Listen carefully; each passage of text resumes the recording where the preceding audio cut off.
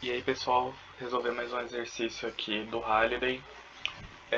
Vocês vão notar que esse é um exercício bem simples, mas que traz bastante conceito que a gente precisa saber. É que esse é o exercício número 30, tá? Se alguém for querer dar uma olhada depois. Aí é o seguinte, o enunciado dele. A gente tem esse rosto sorridente da figura que é formado por principalmente três elementos. Uma barra fina com carga menos 3 microcoulomb, que é a forma da circunferência completa com raio de 6 centímetros, que é essa circunferência aqui do lado de fora. A gente vai analisar sobre esse ponto P, certo?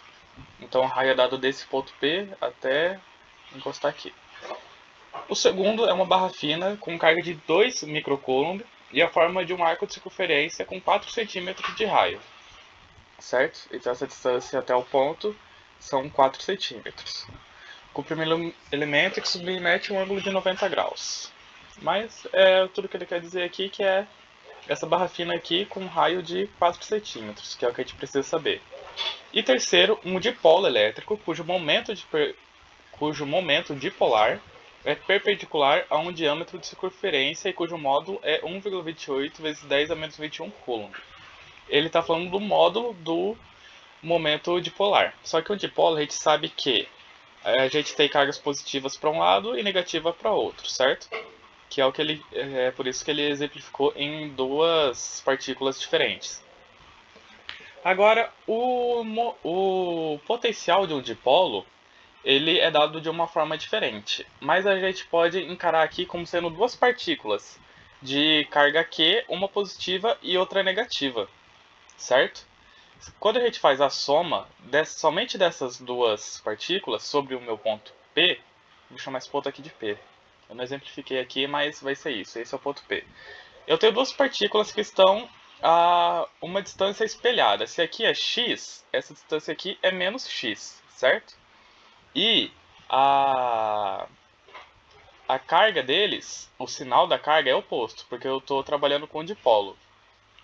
Então eu vou ter o quê? Aqui é uma carga menos Q, aqui é mais Q. E a distância eu posso chamar de distância D. Quando eu fazer o somatório desse potencial o potencial do dipolo ele vai dar zero, que é o que está exemplificado aqui. A fórmula do potencial do dipolo ele é dado de uma forma diferente. Eu não coloquei aqui, mas ele envolve também a angulação das minhas duas partículas sobre o ponto de análise. Só que nesse caso, a angulação vai ser a mesma para os dois, vai ser a mesma distância. Então esse meu dipolo aqui vai valer zero, que é o que eu estou exemplificando aqui, certo? Aí então, o meu potencial, né, dado de forma geral, é a soma dos meus potenciais. Esse VD é o potencial do dipolo aqui. Usando a mesma fórmula que a gente já tinha visto anteriormente, a gente abre esses dois potenciais, sendo 1 sobre 4πε0, que vai multiplicar o somatório deles, de V1 e V2. V1 eu usei como sendo a circunferência completa, e V2 esse pequeno segmento aqui, certo? V1 ele informou aqui pelo enunciado que é menos 3 microcoulomb, e a carga 1, né, no caso, desculpa. A carga 1 dessa minha distribuição linear aqui é menos 3 microcoulomb. E a carga 2 desse meu pequeno segmento é 2 vezes 10 a menos 6. Cada um com um raio diferente, como mostra na imagem. O diferencial do potencial elétrico é que ele é uma grandeza escalar. Ou seja, ele não depende da orientação em que se encontra com esse meu ponto aqui como no campo elétrico, que eu teria que fazer uma integral aqui sobre a área, sobre a distribuição de carga para conseguir somar todos eles e fazer o meu potencial equivalente. Só que o potencial ele é uma grandeza escalar, é justamente isso.